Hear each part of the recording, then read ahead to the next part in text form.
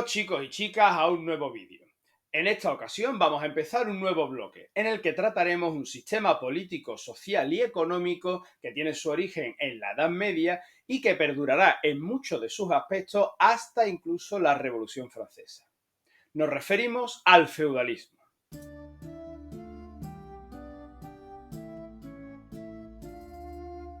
La caída del Imperio Carolingio, la debilidad de los reyes y la fragmentación del territorio les hacía incapaces de mantener la seguridad en sus reinos.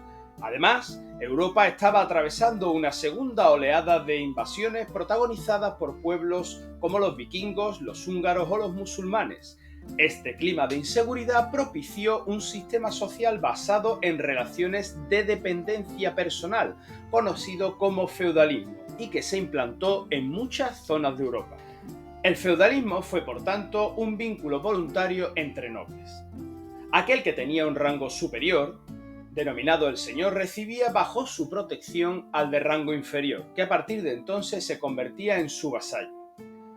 Para escenificar todo esto se realizaba una ceremonia de vasallaje que consta de dos partes. Por una parte, el homenaje, el juramento de fidelidad que el vasallo presta a su señor. En él se compromete a ayudarlo y darle consejo, lo que se conoce como auxilium et consilium. Por otra parte estaba la investidura, el acto en el que el señor otorgaba al vasallo un beneficio, generalmente un lote de tierras conocido como feudo. Un señor puede tener varios vasallos, y estos vasallos a su vez otros vasallos nobles de rango inferior.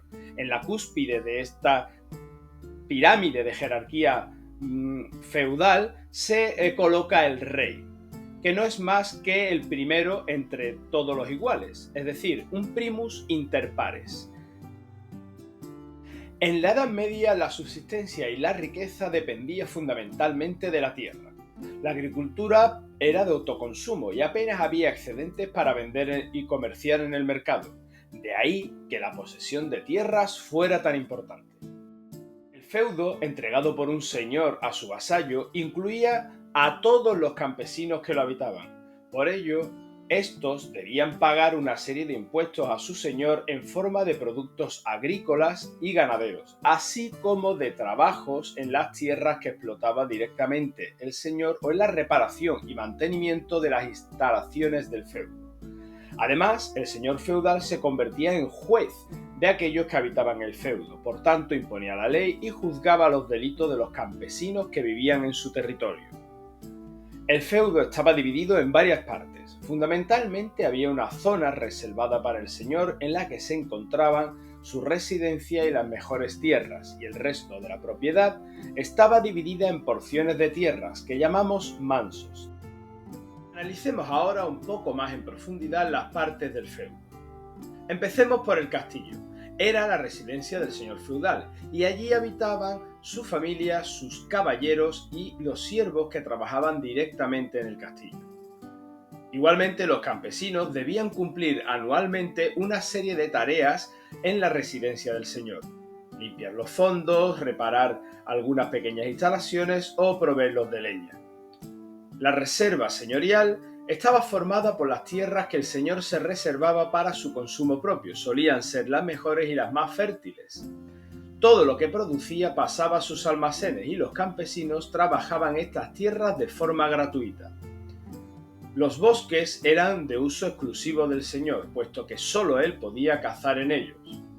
Los mansos eran las tierras que el noble cedía a los campesinos para su autoconsumo. Además, había una serie de instalaciones que obviamente eran propiedad del señor y que los campesinos debían pagar por su uso, por ejemplo, el molino, la fragua, etc.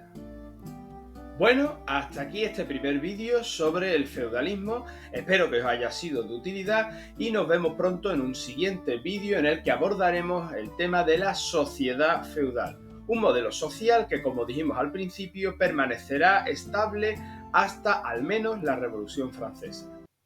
¡Nos vemos!